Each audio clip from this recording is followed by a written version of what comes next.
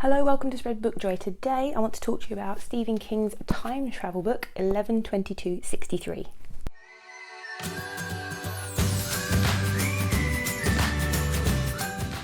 If you're new to the channel, I'm Jack. If you're not new, welcome back to my channel. And today I want to talk to you about a wonderful book from Stephen King that I really enjoyed called 11/22/63.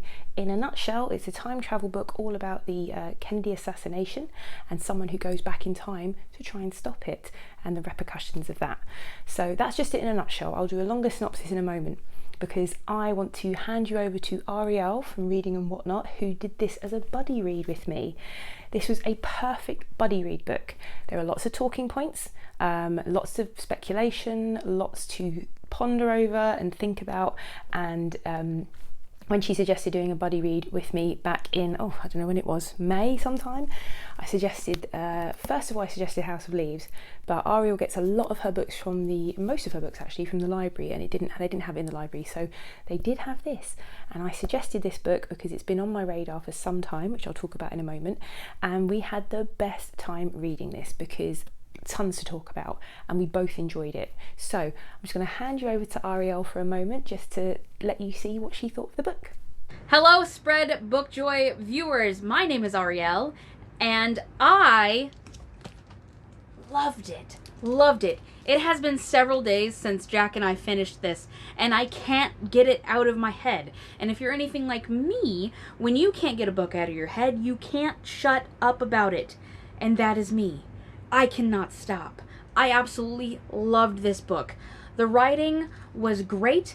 Normally with a Stephen King book, for me, I pick it up, I read some of it, I get annoyed, I put it down. That did not happen with this.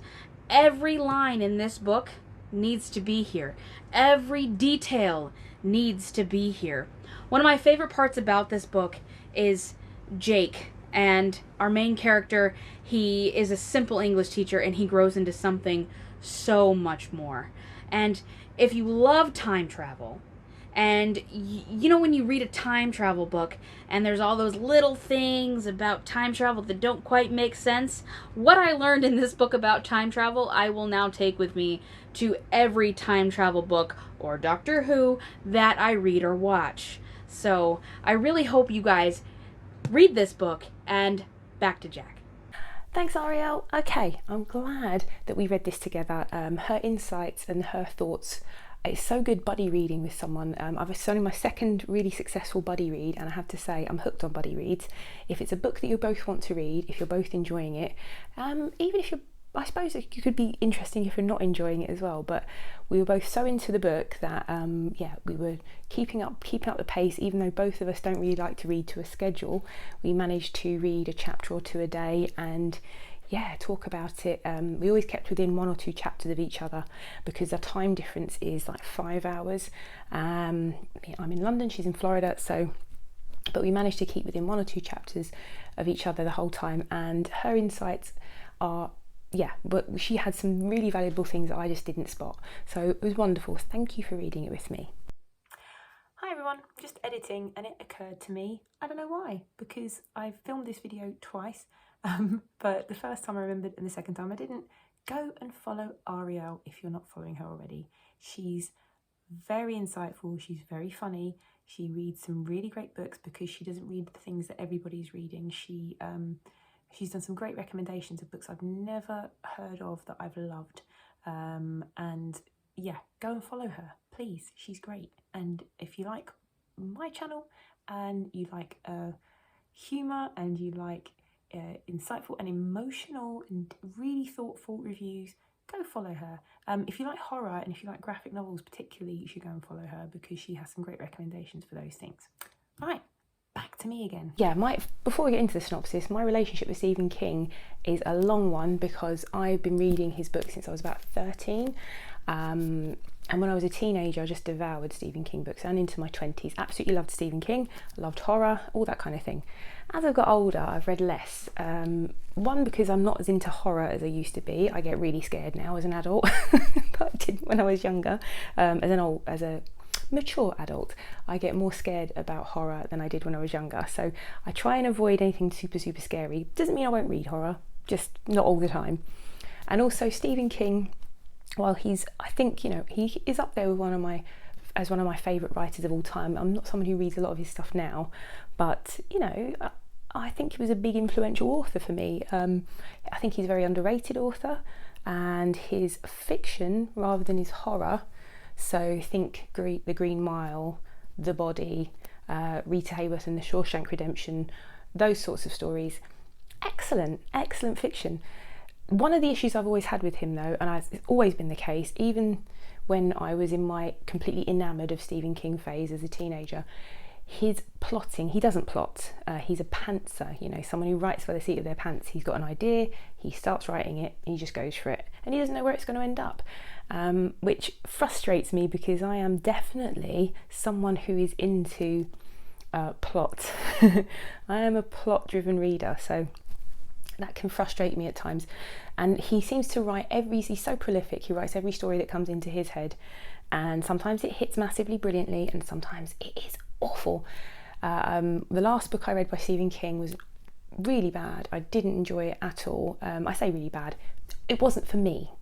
It was Rose Madder, and I found the story very strange, very disturbing, and some of the horror, the horrific scenes, the violence in it, I found quite gratuitous.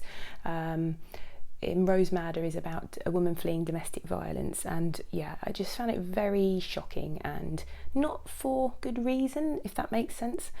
So I'm not a soft-hearted reader by any stretch of the imagination.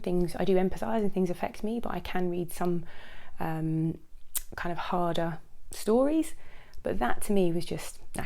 So that was the last experience I had with Stephen King. It's a number of years ago now, and then I heard about 11/22/63, and it ticked a lot of boxes for me because it's not one of his horror books. It is time travel, which is I love time travel. I love that as a style. You wouldn't call it a genre, would you? Trope. I love the trope of time travel.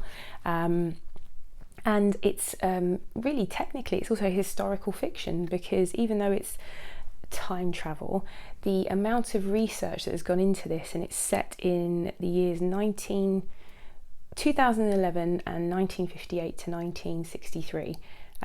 So the synopsis basically is there is a high school English teacher who's our protagonist, Jake Epping, and he is approached by someone he's known a long time who lives in the same small town as him, and he's sort of given this mission to go back in time and save John F. Kennedy from being assassinated. Now he's going to change all the bad things that have happened in America and to people across the world and around the world.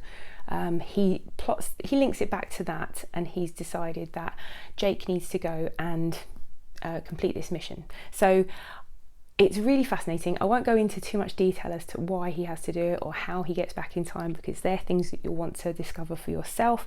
So this is a spoiler-free part of my talk. In fact, this whole review is going to be spoiler-free, because we're going to have a real spoiler-filled discussion over on Ariel's channel at some point. But things that I really liked about this. So Stephen King's got a real tendency to be overly descriptive sometimes and overly detailed. I quite like that in writing sometimes, if the writing's good. But I'd forgotten how descriptive he can be at times until I started reading this. But I don't think anything in here, as Ariel said, nothing's wasted.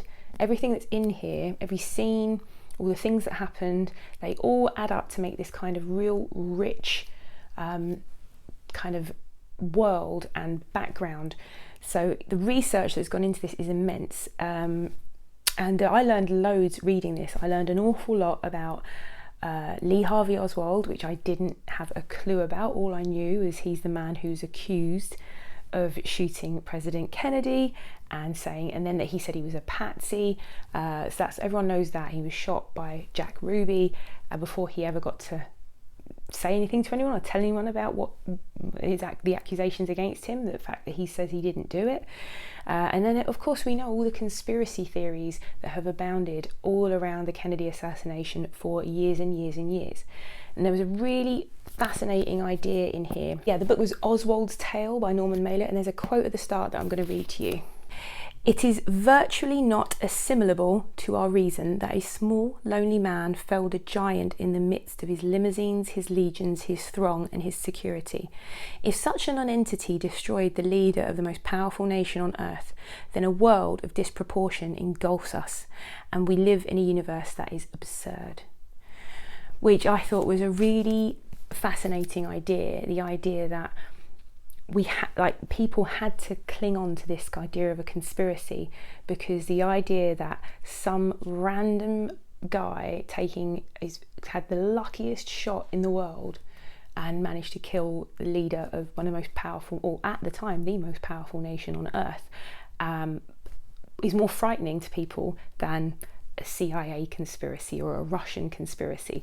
And I found that idea fascinating. So all the way through the book, when Jake is attempting to stop the assassination, he has to figure out if Oswald acted alone, and we find out a lot about Oswald. He has to figure out the impact of him doing things back in time, what the whole butterfly effect thing.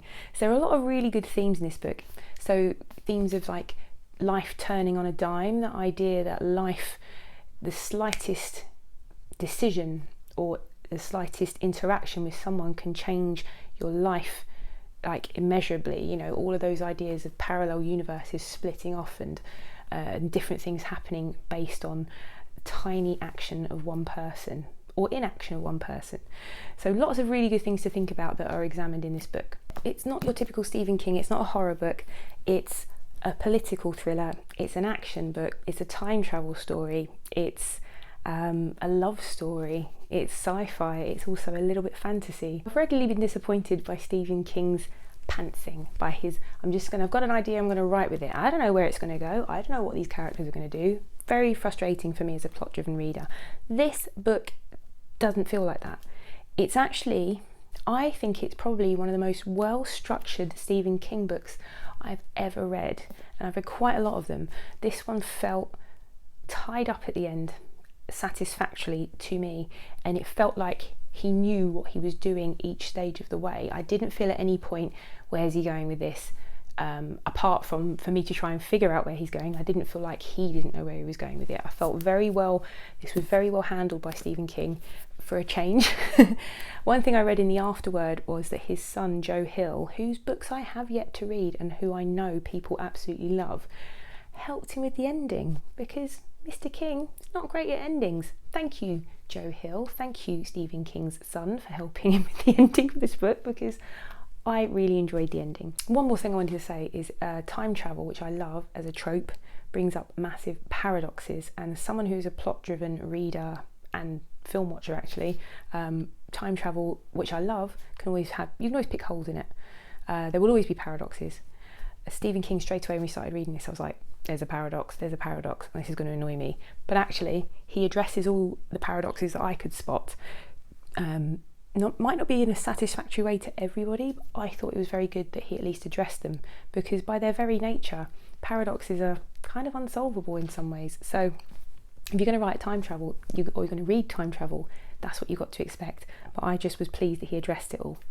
So if you like the sound of this and you want to read it, if you have read it, please leave a comment in the comments below. If you think you'd like to take part in our discussion over on Ariel's channel and you have read the book, because it's going to be spoiler filled, please let me know in the comments below, and hopefully I will see you again here soon. Bye.